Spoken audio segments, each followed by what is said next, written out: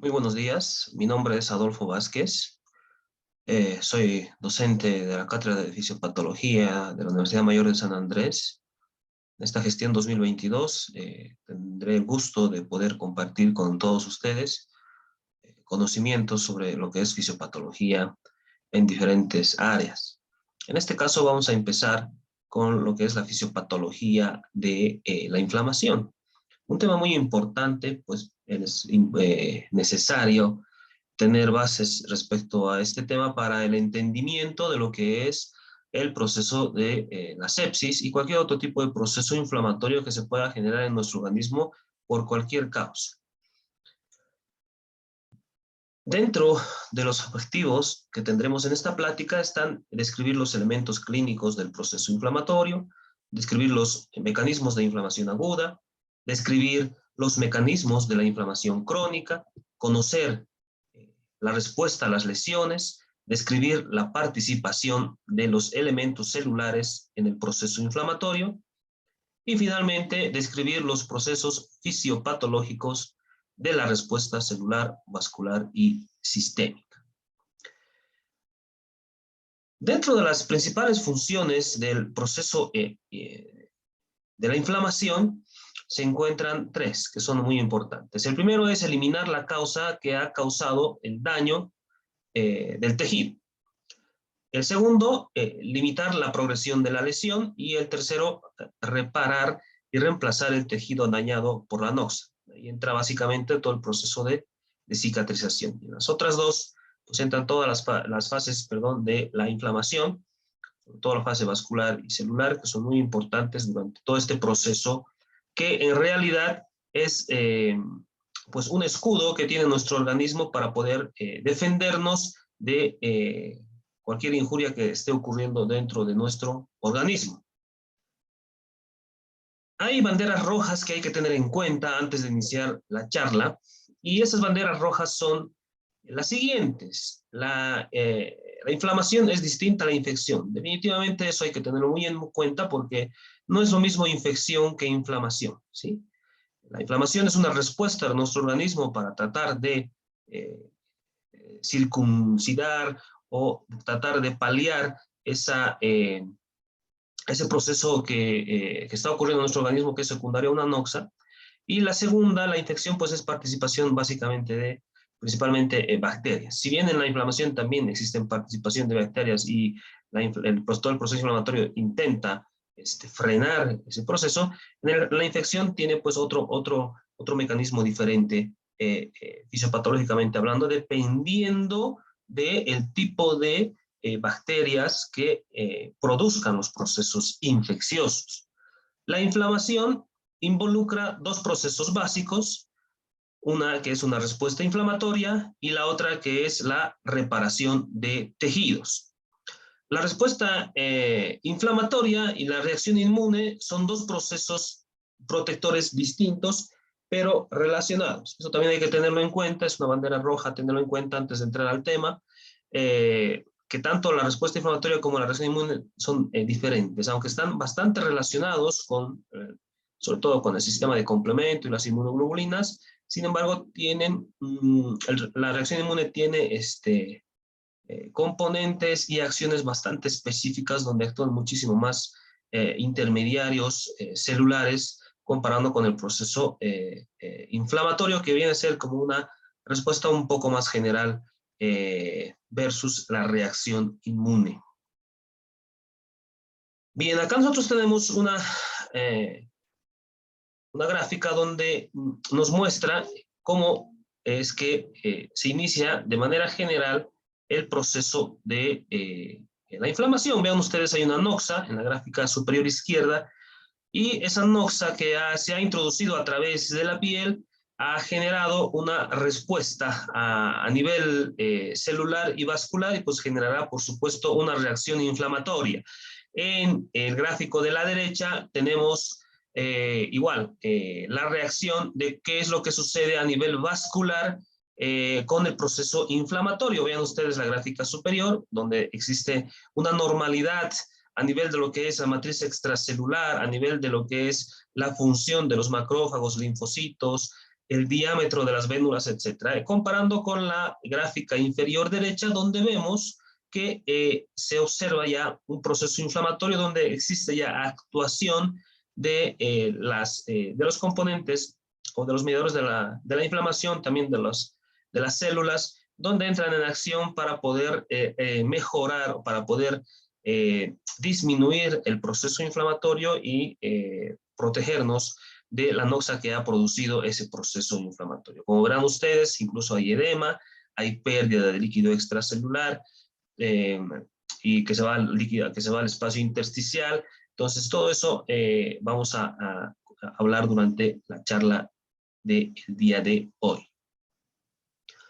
Respecto a las manifestaciones clínicas del proceso inflamatorio, Celso, ¿sí?, que era un escritor en el año 3000 a.C., ha podido describir lo que son las manifestaciones clínicas del proceso inflamatorio. Una de las primeras de ellas es la calor, ¿sí?, el rubor, que viene a ser el eritema, calor, que viene a ser la temperatura, la tumefacción o tumor, que vendría a ser básicamente el edema, y el dolor, ¿no?, que genera el proceso inflamatorio. Y la última manifestación clínica que se ha introducido ya en el siglo XIX por Rudolf Virchow es la pérdida de la función, ¿sí?, o la impotencia funcional. Y es así que estas 5 manifestaciones clínicas conllevan lo que es la signo-sintomatología de el proceso inflamatorio en nuestro organismo. Luego tenemos esta otra gráfica que nos habla de las fases que existen, sobre todo asociadas a la parte clínica del proceso inflamatorio, que puede conllevar hacia un final fatal en el paciente. Tenemos la agresión, ¿sí?, que va a condicionar una respuesta local. Esa respuesta local generará, por supuesto, la producción de mediadores inflamatorios y de citocinas, por ejemplo, que van a coadyuvar en lo que es la activación de células endoteliales, respuesta parácrina, autócrina, alteración en la homeostasis celular, sobre todo, la presencia del síndrome de respuesta inflamatoria sistémica, que vamos a ver al final, que está muy de la mano de lo que es el proceso séptico, tanto la generación de la respuesta local, la formación y la activación y la respuesta de citocinas, células endoteliales, macrófagos, etcétera, lo podemos dividir en la primera fase del todo el proceso inflamatorio, ¿no? La segunda fase, ¿sí?, clínico celular, es así como yo le llamo, nos habla de una respuesta parácrina o autócrina y la alteración de la homeostasis a nivel celular. Y la fase 3 ya viene a ser la presencia del síndrome de respuesta inflamatoria sistémico, que va a condicionar, que podría llegar a condicionar un síndrome de distrés respiratorio agudo, de una etiología que no sea pulmonar o también puede ser pulmonar, y generará, por supuesto, la posibilidad de que el paciente evolucione hacia una disfunción orgánica múltiple con daños de los distintos órganos y sistemas a nivel de nuestro organismo. Bien, hablando de las células de la inflamación, nosotros tenemos que recordar de que la inflamación es una respuesta protectora temprana, ¿sí?, que puede aparecer en cuestión de minutos a horas con la finalidad, lo que acabo de decir, de proteger, ¿sí? Y esa respuesta que aparece en minutos a horas inicia en lo que son los tejidos locales y los vasos sanguíneos que están alrededor de la lesión. Y es fundamental para la restauración de la homeostasis del tejido este tipo de reacción. Las células inflamatorias pues van a tener distintas funciones, ¿sí? Entonces, en la inflamación aguda involucra 2 componentes principalmente: la etapa vascular y la etapa celular. Muchos tejidos y células participan en estas reacciones, por ejemplo, las células endoteliales, que recubren los vasos sanguíneos, los leucocitos que están circulando en el torrente sanguíneo, las células del tejido conjuntivo, sobre todo mastocitos, fibroblastos, macrófagos tisulares y linfocitos, y un componente muy importante que es la matriz extracelular. La matriz extracelular es un componente de proteínas fibrosas, sobre todo colágeno y elastina, glucoproteínas, adhesivas y proteoglucanos. Las células endoteliales constituyen el revestimiento epitelial de los vasos sanguíneos, ¿sí?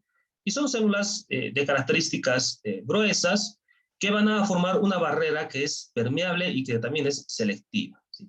Y que cuando existe algún tipo de proceso inflamatorio o hasta infeccioso, pues se generará una alteración en esta pared que estamos viendo que tiene una característica muy importante de que es selectiva. Produce agentes antiplaquetarios y antitrombóticos que van a mantener la permeabilidad de los vasos y también produce vasodilatadores y vasoconstrictores que van a regular el flujo sanguíneo. La funcionalidad de las células epiteliales consiste en la de proporcionar una barrera de permeabilidad selectiva a los estímulos inflamatorios externos. Por ejemplo, microorganismos o también pueden ser internos o endógenos, ¿sí? Entonces, regularán la extravasación de leucocitos a través de expresión de moléculas de adhesión y receptores que van a contribuir en la regulación y liberación de mediadores inflamatorios. Además, pueden regular la proliferación de colonias estimulantes de factores de crecimiento, por ejemplo, o cualquier otro tipo de colonias estimulantes a nivel hematopoyético.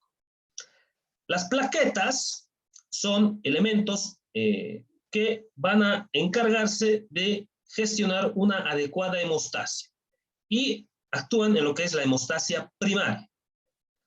La activación de estas plaquetas van a liberar también mediadores inflamatorios potentes, como por ejemplo el tromboxano A2, lo que va a condicionar un aumento de la permeabilidad vascular y alteraciones en las propiedades quimiotácticas, adhesivas y proteolíticas de las células endoteliales.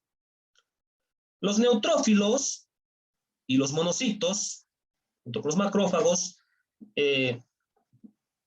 tanto el primero como el último, son leucocitos que se encargan de tener una función fagocitaria, que están presentes en una gran cantidad y pueden presentarse en el sitio de inflamación en cuestión de horas. Ambos tipos de leucocitos, es decir, tanto los neutrófilos como los macrófagos, participan en la activación, ¿sí?, de todo lo que es el proceso de protección inflamatoria. Incluyen receptores de manosa, que se unen a las glucoproteínas de las bacterias, incluyen receptores Toll-like receptor, así se llaman, que responden a diferentes tipos y componentes de microorganismos, y receptores de comunicación y componentes que van a condicionar un reconocimiento de citocinas y quimiosinas. El neutrófilo es el fagocito primario más importante de todo el proceso inflamatorio, ¿sí? Llega muy rápido al sitio del proceso inflamatorio, alrededor de 90 minutos después de inicio del proceso inflamatorio, y tienen la característica de que tienen núcleos que se dividen en 3 a 5 lóbulos, ¿sí?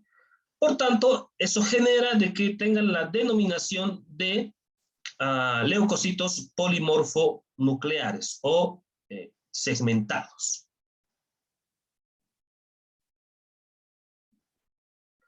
Luego tenemos a los eosinófilos, los basófilos y las células cebadas, que producen mediadores lipídicos y citocinas que van a inducir el proceso de inflamación. Entonces, los eosinófilos circulan en la sangre y son reclutados hacia los tejidos. estos eosinófilos, ¿sí? Son granulocitos que aumentan en la sangre durante las reacciones alérgicas y las infecciones parasitarias, por ejemplo. Los basófilos, en cambio, son granulocitos de la sangre con similitudes estructurales y funcionales que derivan de las células cebadas, derivan de progenitores de la médula ósea y circulan en el torrente sanguíneo. Los gránulos de los basófilos tienen un color azul con una tinción básica cuando se los ve al microscopio, cuando se hace un frotis de sangre periférica, y estos gránulos de basófilos son los que van a contener a la histamina y otros mediadores bioactivos de la inflamación. Tanto los basófilos como las células cebadas se unen a un anticuerpo que es la inmunoglobulina E. Y esa unión con la inmunoglobulina E va a condicionar la liberación de la histamina y agentes vasoactivos. Todo esto a partir de los gránulos de basófilos. Las células cebadas derivan además de otro tipo de células hematopoyéticas de los basófilos, ¿sí? Sin embargo, no llegan a desarrollarse hasta que dejan la circulación sistémica y se alojan en los espacios tisulares. Entonces, la activación de las células cebadas da lugar a la liberación de contenidos de sus gránulos, como la histamina, proteoglucanos, proteasas y citocinas. En este caso, la más importante, el factor de necrosis tubular alfa y la interleucina 16. Ambas citocinas muy importantes en la generación del proceso fisiopatológico de lo que es la sepsis.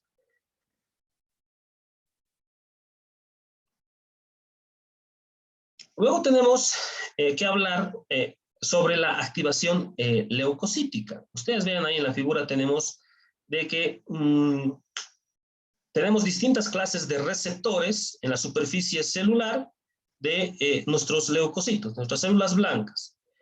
Estos receptores van a reconocer distintos estímulos, ¿sí? Entonces estos receptores darán inicio a respuestas que van a mediar la acción de los leucocitos. Por ejemplo, tenemos a las moléculas de adhesión, ¿sí? Que generarán una respuesta efectora cuando se unen a las selectinas, sobre todo a la selectina E y P en el endotelio. También los receptores de quimiosina, que son receptores celulares, van a modificar el citoesqueleto, afecta la unión de la integrina y también generarán una agresión y migración hacia los tejidos, ¿no? Condicionando una respuesta efectora. Esa modificación de citoesqueleto, ¿sí? Que afecta a la unión de la integrina, pues también generará una alteración en lo que es el receptor de la integrina para generar una adhesión más fuerte a la matriz extracelular en el endotelio. Luego tenemos también receptores Toll-like y correceptores que se van a encargar, junto con receptores de manosa, de sintetizar citocinas y metabolitos intermediarios que van a ser tóxicos y que van a ser dependientes del oxígeno y del óxido nítrico, que son los famosos radicales libres. Y finalmente, el receptor de manosa no solamente condiciona esta última función que acabamos de mencionar, sino también condiciona la estimulación de la endocitosis de los microorganismos y generará, junto con la activación del receptor Toll-like, la eliminación de los microorganismos. Bien. Vamos a hablar de la etapa vascular. La etapa vascular es la primera etapa del proceso inflamatorio cuando se produce la noxa o la injuria sobre el tejido. Eso condicionará a que exista inicialmente un proceso de vasoconstricción que va a durar poco tiempo, ¿sí? Es cuestión de minutos ese proceso de vasoconstricción que estará seguido de un proceso de vasodilatación. Entonces, la vasodilatación es una de las manifestaciones más tempranas de la inflamación y este proceso de vasodilatación es continua al proceso de vasoconstricción inicial y transitoria que se produce al momento de la lesión. Esta vasodilatación producirá que primeramente se afecten las arteriolas y luego da origen a la apertura de los lechos capilares en la región donde se produce la vasoconstricción. La vasodilatación es un proceso muy importante que va a depender de algo muy importante que es el óxido nítrico. Este óxido nítrico, así como también la histamina, producirán un proceso de vasodilatación en el proceso de la inflamación. Esta vasodilatación va a condicionar lo siguiente, que va a permitir un aumento en la permeabilidad vascular a nivel arteriolar, es decir, a nivel de la microvasculatura, lo que producirá una salida de líquido rico en proteínas, que vendrá a ser el exudado que nosotros vemos en las distintas heridas, y ese exudado estará o se producirá hacia los espacios extravasculares, es decir, a nivel del intersticio. Esa pérdida de líquido generará un aumento en la concentración de células de la sangre, lo que producirá que exista finalmente éstasis del flujo sanguíneo y coagulación de la sangre en el sitio de la lesión.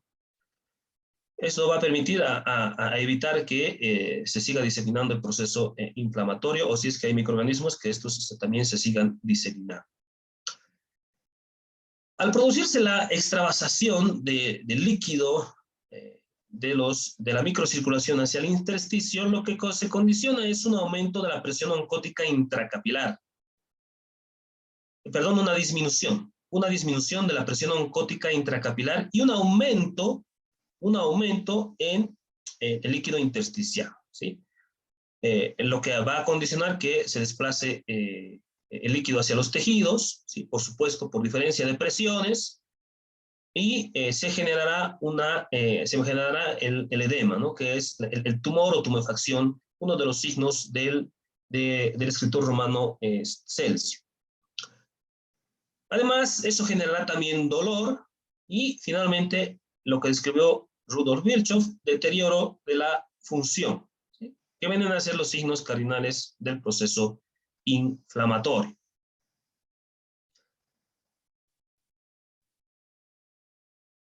Bien, acá en la pantalla, perdón, disculpas, acá en la pantalla tenemos todo lo que estábamos hablando. Disminuciones de las presiones oncóticas, a nivel intravascular, aumento de la presión oncótica intersticial, muy importante para la generación del dolor y deterioro de la función. Además, durante este proceso vascular se genera también la liberación de histamina, bradicidina y leucotrienos, ¿sí? A nivel de las brechas endoteliales, es decir, a nivel de las uniones endoteliales, recordando que los vasos, las arteriolas de la microcirculación no tienen músculo, íntima, etcétera, lo que ya saben de histología, sino más que todo puro células endoteliales, generará la contracción de estas células endoteliales y separación de uniones intercelulares, lo que condicionará, por supuesto, también la coadyuvación de la eliminación de líquido intravascular hacia el extravascular. Y finalmente se generará la filtración vascular, donde dijimos de que existe alteraciones en cuanto a las presiones dentro y fuera del vaso sanguíneo. ¿Cuáles son los patrones de respuesta vascular? Se pueden dividir en diferentes procesos. El primero es una respuesta inmediata transitoria, ¿sí? que se presenta con una lesión menor, ¿sí? Se desarrolla con rapidez después de la lesión y suele ser reversible y de corta duración. Aproximadamente dura entre 15 a 30 minutos. Si bien no se conoce un mecanismo preciso para este efecto, pero se llega a producir lo que acabamos de mencionar. También se sugiere que existen acciones leucocitarias, como la adhesión y la migración, que se presentan de manera predominante en las vénulas de los órganos. Sobre todo a nivel de vénulas. Luego está la respuesta sostenida e inmediata, que son lesiones más graves, persiste durante varios días. Fundamentalmente se produce un daño endotelial a nivel de arteriolas, capilares y vénulas, pero por acción de los neutrófilos. Y la respuesta hemodinámica tardía se caracteriza sobre todo por un daño tardío en las células endoteliales. Pero esto sucede debido a que existe un aumento en la permeabilidad de las vénulas y capilares y ejerce un efecto directo el agente nocivo que produce el proceso inflamatorio, dañando de manera tardía a nivel endotelial todo este proceso. Y un ejemplo de esta respuesta hemodinámica tardía puede ser la radiación o las quemaduras. La fase celular se caracteriza sobre todo por marginación, adhesión, migración. El segundo es la migración leucocítica a través del endotelio. Y el tercero es la quimiotaxis y la activación de la fagocitosis. ¿En qué consiste el proceso de marginación, adhesión y migración? Consiste sobre todo en 4 fases. La primera fase, que viene a ser la fase de contacto inicial, es decir, interacciones transitorias y de baja afinidad que son independientes de activación. Es decir, no existe todavía una unión específica sobre el endotelio y esto sucede antes de que ocurra el rodamiento leucocitario a nivel del endotelio. La segunda fase, que nos habla de la fase de dirección y activación, es a través de receptores que están acoplados a proteína G. Y es ahí donde empieza a producirse la acción de lo que son las integrinas de baja afinidad y también los ligandos de selectina. Entonces esto empieza a generar el proceso de rodamiento, ¿sí? Pero este proceso de rodamiento, antes de unirse sobre el endotelio, está generado sobre todo por la estimulación de la noxa, es decir, la noxa produjo una lesión y por lo tanto los macrófagos se activan. Estos macrófagos liberan citocinas, sobre todo interleucina 1, factor de necrosis tumoral alfa, que van a sensibilizar o van a modular lo que es el endotelio, generando de que empiece a existir a través de esta modulación del endotelio, que va a estar dado por las citoquinas y las quimiosinas, que son disparadas por el macrófago que ha sido estimulado por la noxa, generarán un inicio de rodamiento de los leucocitos para unirse hacia el endotelio, generando la unión de los receptores de ligando de selectinas y así va produciéndose ese rodamiento sobre el endotelio al unirse en los receptores correspondientes, donde se producirá finalmente la tercera fase, que es la fase de adhesión firme, donde se produce un cambio en la forma de los leucocitos, y esta forma de los leucocitos, ¿sí? Tiende a ser una forma extendida, ¿no? Y la motilidad por ciclos de activación y inactivación de integrinas también participa.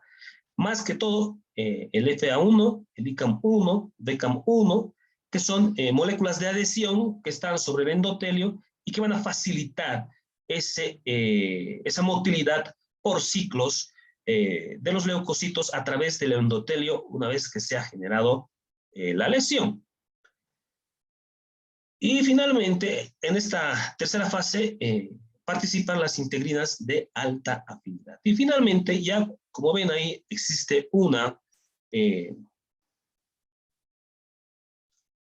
a poner puntero, existe una alteración a la conformación del leucocito, ¿sí? Y vean ustedes que aquí se está ligando hacia con las integrinas de alta afinidad, y ese cambio de conformación leucocitario generará a través del endotelio de que por un mecanismo llamado diápesis se introduzca el leucocito dentro de lo que es la matriz, y generará a través del movimiento amebiano, recordando un poco de fisiología, que se introduzca dentro de lo que es la célula, ¿sí? Y dentro de esta célula participan sobre todo la producción de quimiosinas, ¿no? Que son producidas una vez que está dentro el leucocito de la célula para la formación de fibrina y de fibronectina y poder coadyuvar en el proceso de reparación de lo que es el tejido dañado. Esta última fase de rodamiento o de migración, adhesión o marginación leucocitaria se denomina también migración transendotelial, ¿no? Donde existe interacción de integrinas, caderinas y lo que dijimos, ¿no? La salida por diápesis hacia la matriz extracelular. Este es un proceso muy importante de la fase celular que proporcionará, por supuesto, una adecuada resolución de lo que es el proceso inflamatorio. Bien, luego tenemos otro proceso que es parte de la etapa celular, que es la quimiotaxis. Esta quimiotaxis se produce, ¿sí?, a través de un proceso que vimos en la anterior diapositiva que se llama diapédesis.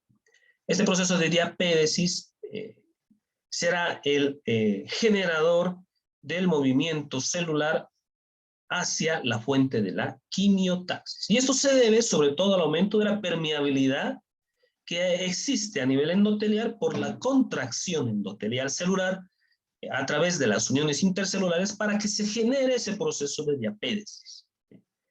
Y esa atracción, que es como un imán con un metal, se genera por sustancias quimiotácticas. Y esas sustancias quimiotácticas son producidas sobre todo por dos fuentes muy importantes en este proceso inflamatorio, que son las quimiosinas, ¿sí?, de los distintos leucocitos, como por ejemplo los neutrófilos, los linfocitos y los monocitos.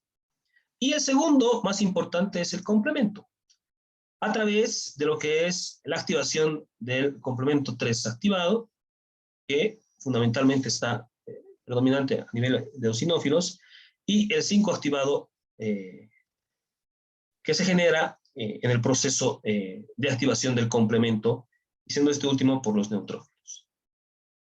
La fagocitosis viene a ser un tema muy importante en el proceso de la inflamación. Tiene etapas, son 5 etapas del proceso de fagocitosis, que coadyuvarán, por supuesto, en la eliminación de los distintos microorganismos que estén o que puedan llegar a producir algún tipo de proceso, no solamente inflamatorio, sino también infeccioso. Entonces, ¿cuáles son esos pasos? Entonces, lo que se produce es que cuando se une la bacteria o el microorganismo a nivel celular a través de receptores, se genera una invaginación a nivel de la membrana celular del macrófago. Esa invaginación, ¿sí?, está sobre todo dada por una proteína que se llama la clatrina. Esa proteína clatrina generará que ese proceso de invaginación se vaya produciendo paulatinamente, y esa misma proteína generará el corte de esa invaginación para que se produzca esa vesícula, ¿sí?, y se produzca lo que se llama finalmente el fagosoma, ¿sí? Y este fagosoma, que es una vesícula que contiene al microorganismo, se une a los lisosomas para que a través de diferentes enzimas se produzca la destrucción de estos microorganismos y finalmente estos microorganismos sean digeridos por estas enzimas lisosómicas y sean posteriormente expulsadas de la célula macrófaga. Existen mediadores inflamatorios dentro del proceso de inflamación. Esos mediadores inflamatorios derivan de mediadores derivados del plasma, que son formados a nivel hepático, y de mediadores derivados de las células, ¿no? Que están formadas pues, a nivel celular. Entonces, estos mediadores inflamatorios son aquellos que tienen propiedades vasoactivas y de constricción del músculo liso, fundamentalmente. Participa también las proteasas plasmáticas, factores quimiotácticos y las moléculas reactivas y las citocinas. La histamina, que dijimos que derivaba de los gránulos de basófilos y que produce un proceso muy importante o que coadyuva en el proceso de la fase vascular, muy importante en el proceso inflamatorio, esta histamina deriva sobre todo no solamente de esos gránulos basófilos, sino también puede derivar de células cebadas, de plaquetas, y generará un proceso de vasodilatación en la etapa vascular. La liberación de esta histamina se puede producir por traumatismos o reacciones inmunológicas. Como dijimos, estos basófilos tienen que unirse con la inmunoglobulina E para que se produzca la liberación de estos mediadores inflamatorios como la histamina y se pueda generar la dilatación o vasodilatación de las arteriolas. Y eso pues permitirá que exista y que se produzca también una permeabilidad de las venas. Entonces, indirectamente también participa en la permeabilidad de las venas. Otros mediadores inflamatorios también son dependientes de lo que es el ácido araquidónico. El tejido lesionado generará un proceso inflamatorio y condicionará a nivel de la membrana celular donde existen los fosfolípidos, por supuesto que se genere mediadores inflamatorios que van a ser dependientes del ácido araquidónico. Este proceso de formación de mediadores inflamatorios a partir del ácido araquidónico es un proceso muy importante y que puede estar bloqueado por, sobre todo, fármacos corticosteroides, sobre todo en pacientes inmunológicos que usan corticoides en dosis elevadas y por prolongado tiempo, coadyuvando, por supuesto, que estos pacientes inmunológicos o que tengan algún tratamiento por alguna enfermedad con corticoides tengan una alteración en lo que es el proceso inflamatorio normal que estamos hablando. Es decir, ese proceso de respuesta, ¿sí?, a la noxa que se está produciendo. Entonces ellos sí tienen más chance de tener procesos infecciosos y respuestas inflamatorias no adecuadas cuando intercurren con estos males. Entonces, ahí vemos que los fármacos corticoides condicionarán el bloqueo de la producción de lo que es el ácido araquidónico, que deriva de los fosfolípidos de la membrana celular. El ácido araquidónico genera, cuando no es bloqueado por ningún fármaco, en un paciente normal que no tiene ninguna enfermedad y que tiene un proceso inflamatorio, genera producción de mediadores inflamatorios a través de dos vías: la vía de la lipoxigenasa y la vía de la ciclooxigenasa. La vía de la lipoxigenasa genera la producción de leucotrienos. Como ven ahí, ustedes, esos tres más importantes, inducen a la contracción del músculo liso, constriñe las vías respiratorias pulmonares, es decir, produce broncoconstricción e incrementa la permeabilidad vascular.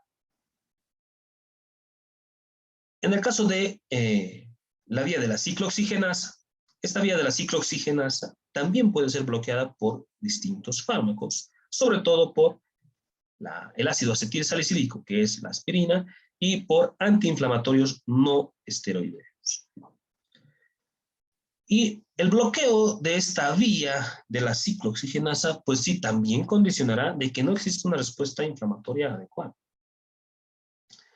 Recordemos de que esta vía de la ciclooxigenasa normalmente produce mediadores inflamatorios en un proceso inflamatorio a través de producción de prostaglandinas. Prostaglandina I2 y la prostaglandina F, una de las más importantes, y el tromboxano A2, que también dijimos que deriva de lo que es la función plaquetaria. En este caso, la prostaglandina induce a la vasodilatación y produce broncoconstricción. Inhibe la función de las células inflamatorias y el tromboxano produce vasoconstricción, broncoconstricción y promueve la función plaquetaria. Entonces, como ven, estos distintos mediadores inflamatorios tienen sus pros y sus contras dependiendo del lugar donde actúen, pero son fundamentales en el proceso de respuesta ante una noxa durante el proceso de inflamación. Otro mediador inflamatorio muy importante en el proceso inflamatorio es el factor activador de plaquetas, que tiene la característica de inducir agregación plaquetaria, ¿sí? Activa los neutrófilos y además tiene un quimioatrayente en el proceso de lo que es la quimiotaxis y genera sobre todo broncoespasmo, infiltración eosinofílica, hiperreactividad bronquial inespecífica. Existen proteínas plasmáticas también que van a coadyuvar en lo que es este proceso inflamatorio. Proteínas que van a depender del sistema de coagulación, del sistema de complemento y del sistema de la acinina. Dentro de las proteínas que participan en el proceso de inflamación está la proteasa de la trombina, que se va a generar, que se va a unir hacia el receptor activado de protrombina de tipo 1 activado y generará el proceso de la coagulación a través de toda la cascada de la coagulación que se mencionará en el tema correspondiente. El sistema de complemento se encarga de facilitar todo lo que es la cascada de la inflamación, donde participan fundamentalmente dos, como hemos visto hace un momento, que es el complemento 3 activado y el 5 activado, y que van a proporcionar un incremento de la permeabilidad vascular, mejorar la fagocitosis e inducir una vasodilatación a nivel de la lesión. Y finalmente el sistema de la acinina, que producirá una liberación de pradicinina, incrementando también la permeabilidad vascular, la contracción del músculo liso. Existen distintas citocinas y quimiosinas que participan en los procesos inflamatorios, así como también en los procesos infecciosos. Dentro de estos procesos, o dentro de este grupo de cininas y quininas que participan en los procesos inflamatorios e infecciosos también, se encuentran dos que son derivadas del macrófago, ¿sí? Que son activadas y liberadas por el macrófago. Esta activación y liberación se va a producir siempre que exista un proceso infeccioso, en este caso el lipopolisacárido de las bacterias gram negativas generará la activación a nivel macrofágico de la liberación del factor de necrosis tumoral alfa y la interleucina 1. Así como también los linfocitos T, a través de la liberación del interferón gamma, generará la activación también del macrófago para producir la liberación del factor de necrosis tumoral alfa e interleucina 1. Estas dos citocinas, el factor de necrosis tumoral alfa y la interleucina 1, son citocinas muy importantes en el proceso fisiopatológico de la sepsis, incluyendo ahí en ese caso a la interleucina 1 beta y al factor nuclear kappa beta. Pero bueno, este tema va a ser extensamente desglosado en el tema de sepsis. Pero estas dos citocinas que acabo de mencionar generarán a nivel endotelial moléculas de adhesión, citocinas, eucosanoides, quimiosinas, radicales de oxígeno también.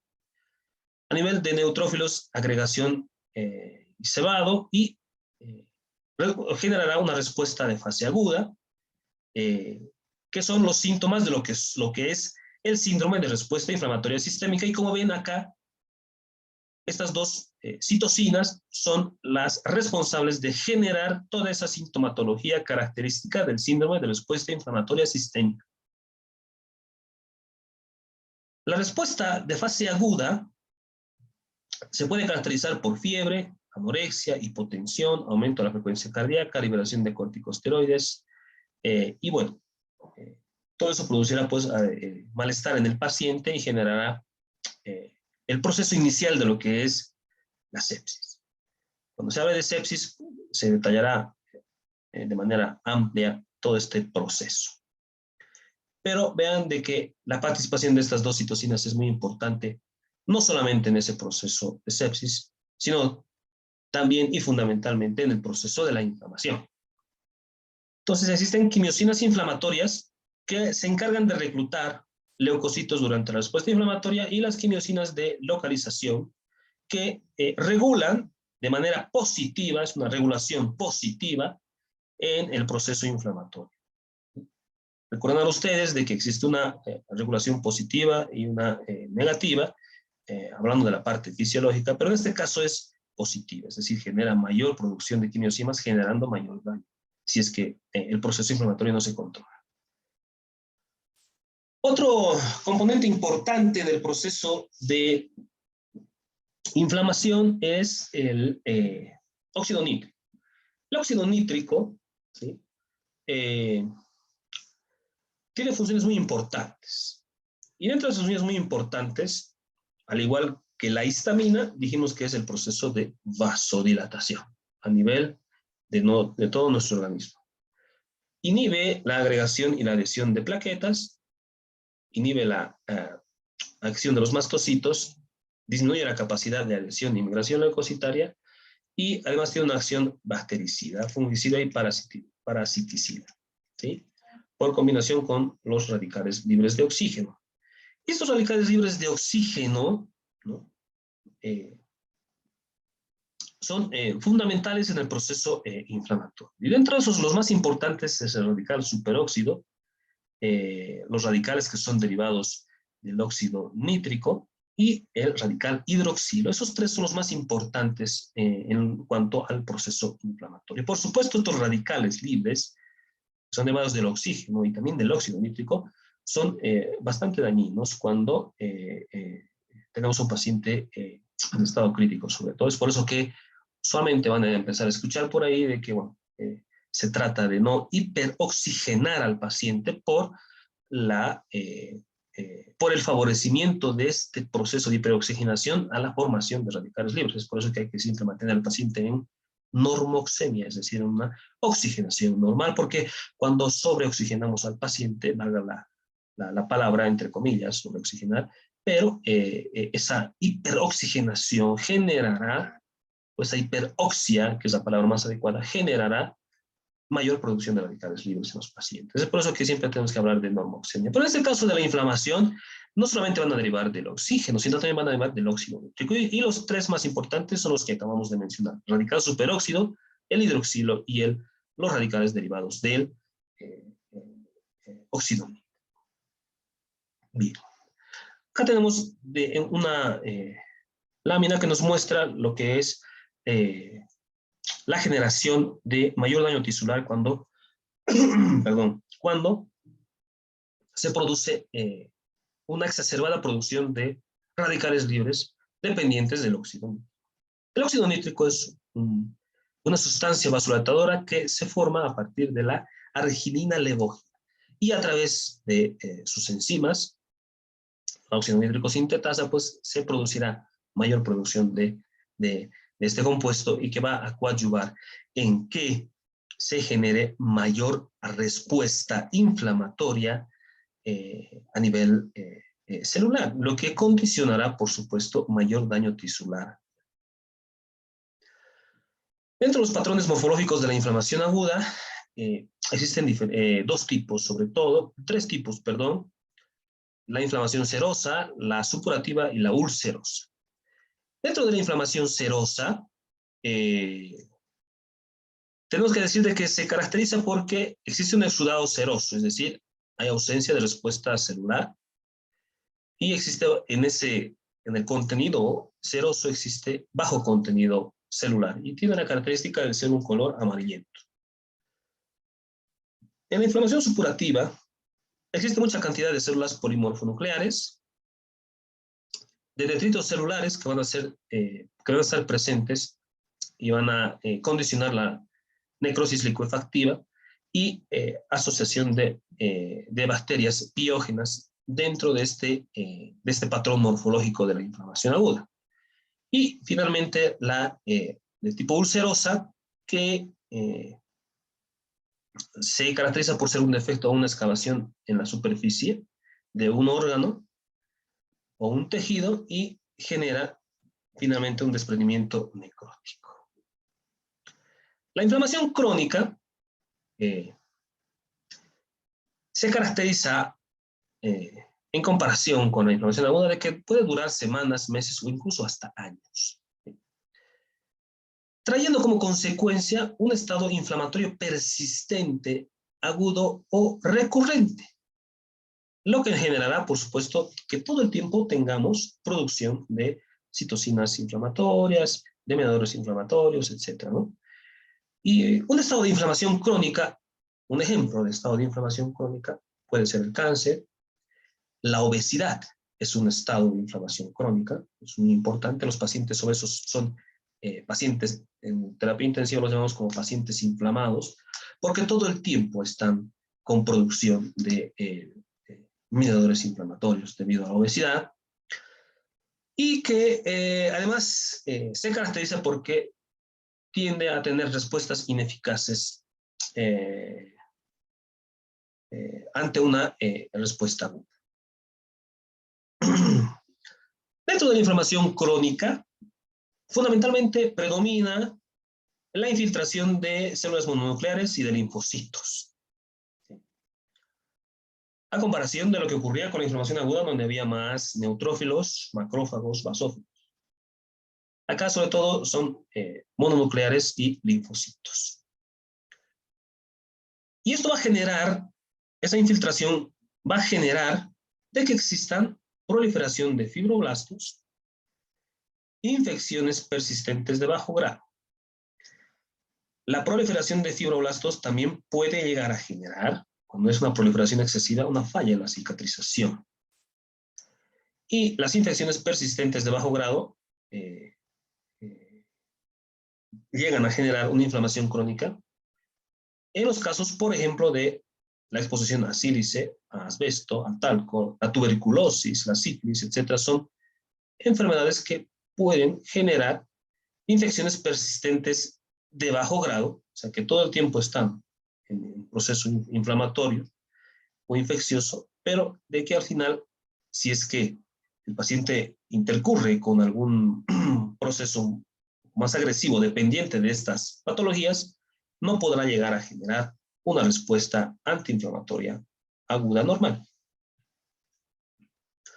La inflamación crónica inespecífica se caracteriza por acumulación de macrófagos y linfocitos, ¿sí? Que va a condicionar que exista una quimiotaxis persistente y una proliferación de fibroblastos, y que también al final coadyuvará, cuando esta proliferación es excesiva, a la mala cicatrización. También tenemos que hablar dentro de lo que es la inflamación crónica de una inflamación granulomatosa,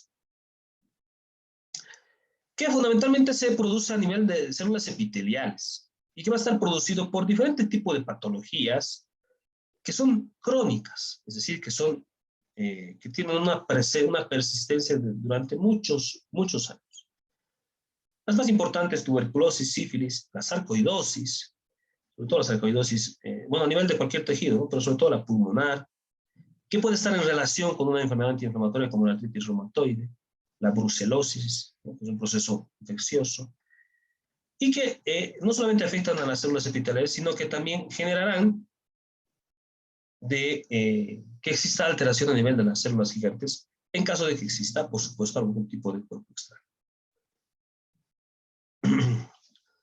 La cicatrización tiene tres fases: la fase la fase inflamatoria, la fase proliferativa y la contracción de la herida y remodelación.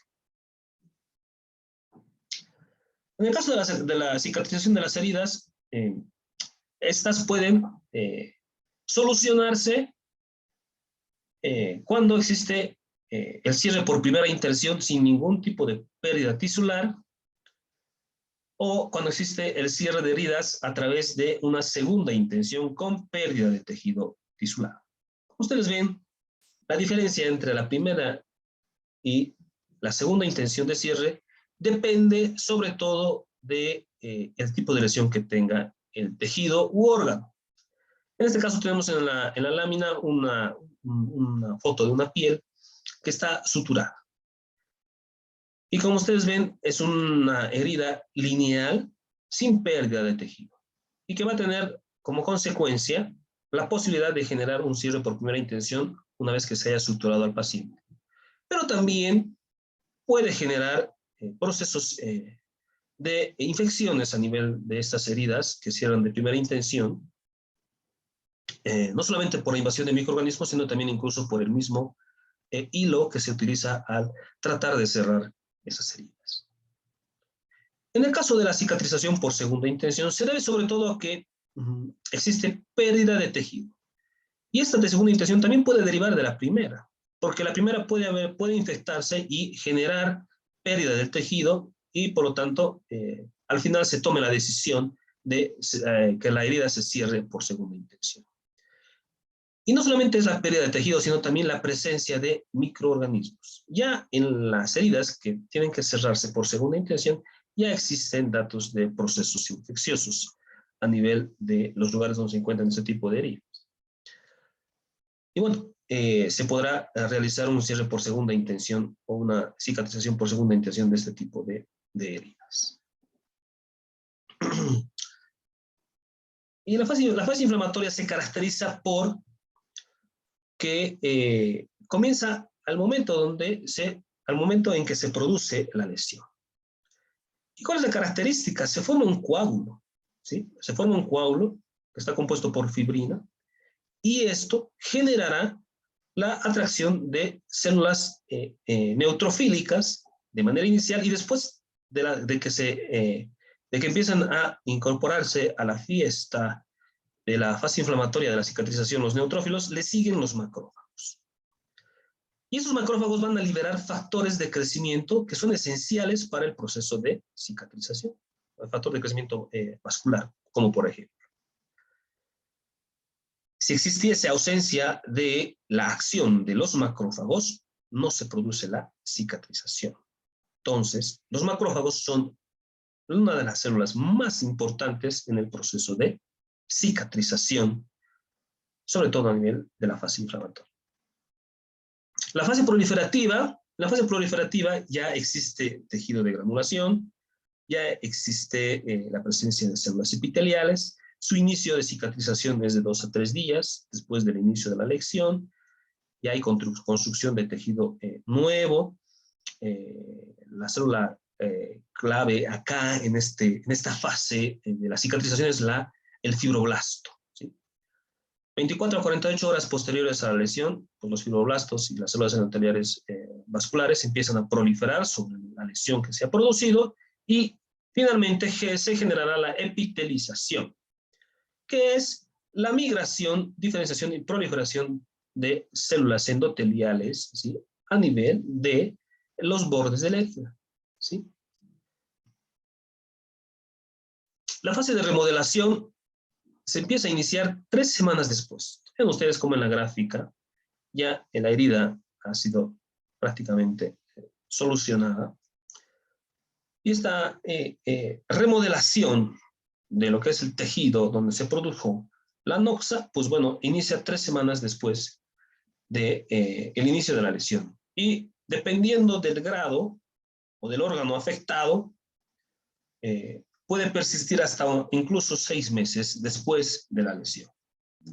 La remodelación del tejido cicatrizal por los fibroblastos y por las colagenasas es preponderante en este proceso.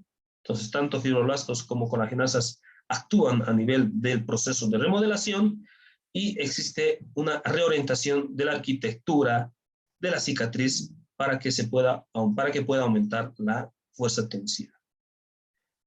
Sucede también que en algunos casos los pacientes tienen una predisposición a lo que es un problema que se llama queloide, donde no se generará esta reorientación arquitectónica de la cicatriz o de la fuerza tensil del órgano donde se encuentra, y pues bueno, por supuesto empezará a tener una remodelación inadecuada con una proliferación de la cicatriz además por proliferación excesiva de fibroblastos. ¿Cuáles son los factores que generan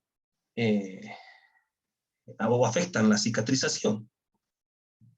La desnutrición, es muy importante el proceso nutricional, pues la deficiencia sobre todo de vitaminas, puede generar una mala cicatrización.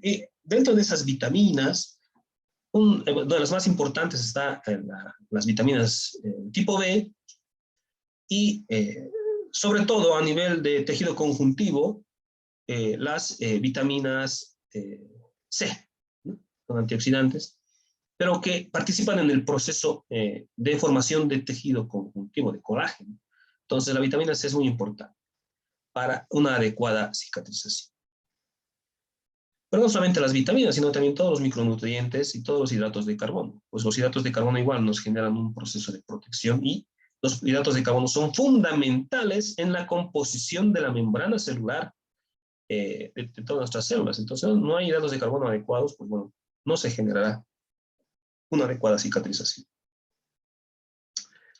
El flujo sanguíneo y la producción de oxígeno también son importantes, pues cuando existe algún tipo de insuficiente oxigenación o de inadecuado flujo sanguíneo hacia el lugar donde se ha producido la noxa, pues no llegará oxígeno adecuado a nivel celular y por lo tanto no se generará, por supuesto, el proceso de cicatrización por falta de oxígeno.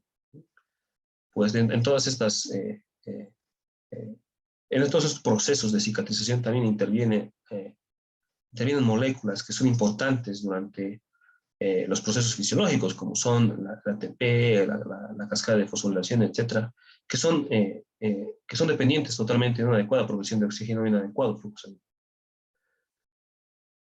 La supresión de las respuestas inflamatorias e inmunitarias también, como dijimos, ahí pusimos un ejemplo del uso de corticoides en los pacientes que usan por cualquier tipo de enfermedad, no solamente autoinmunes, sino por cualquier otra enfermedad. Pues bueno, generará, por supuesto, una inadecuada cicatrización. Las infecciones, la incidencia de suturas, los cuerpos extraños también pueden generar una inadecuada cicatrización, con formaciones de queloide inclusive. ¿Qué hay en cuanto a el signo de respuesta inflamatoria sistémica? Es un evento clínico que está muy de la mano con el proceso inflamatorio, ¿sí? Y se caracteriza, como hemos visto en las diapositivas anteriores, por síntomas como anorexia, malestar general, sudoración, hipotensión, aumento de leucocitos, etcétera, y que son totalmente dependientes de dos citocinas, que son la interleucina 1 y el factor de necrosis tumoral. Y este síndrome de respuesta inflamatoria sistémica se caracteriza porque presenta una respuesta de fase aguda que se inicia pocos días después del inicio de la lesión, y también se caracteriza por la activación de proteínas de fase aguda. Dos proteínas son las más importantes, la PCR y la proteína cericamiloide, ¿sí? Ambas consideradas proteínas reactantes de fase aguda o proteínas de fase aguda. Y también está la participación de la interleucina 1, la interleucina 6 y el factor de necrosis tumoral alfa, como lo habíamos mencionado anteriormente. Pero también tiene la presencia de una respuesta leucocítica, como también lo hemos mencionado en las primeras diapositivas, donde genera, por supuesto, distintas señalizaciones para la producción de mediadores inflamatorios. Pero la característica clínica de esta respuesta leucocítica es de que de valores normales que van desde 5.000 hasta 10.000 por milímetro cúbico del valor de leucocitos a nivel de sangre periférica, este valor pueda subir incluso hasta 15.000 o hasta 20.000, dependiendo del tipo de injuria o de noxa que se haya producido, o por ejemplo en pacientes posoperatorios, ¿no? Donde sí, realmente en un paciente posoperatorio el proceso inflamatorio es importante, ¿no? O sea, se sufre un proceso de inflamación aguda tremenda que puede llegar a producir que el paciente tenga una leucocitosis de hasta 20.000, por ejemplo. Pero hay que saber diferenciar cuándo es un proceso, cuándo esta leucocitosis es un proceso solo inflamatorio y cuándo es un proceso infeccioso o viral. Y finalmente la linfaadenitis, que viene a ser el aumento de volumen y alteración de consistencia de los ganglios linfáticos de la zona donde se produce la lesión. Estos pueden aumentar en tamaño importante y bueno, pues la semiología es muy importante para determinar la causa, ¿no? Cuando son dolorosos, usualmente es por un proceso inflamatorio o infeccioso. Pero cuando no son dolorosos y tienen mucho tiempo, por ejemplo, de estar ahí presentes, puede llegar a ser secundarios a un proceso neoplásico. Bien, muchas gracias, les agradezco mucho su atención, ha sido un placer compartir con ustedes estos minutos hablando sobre inflamación. Nos veremos en la próxima clase, que tengan un buen día.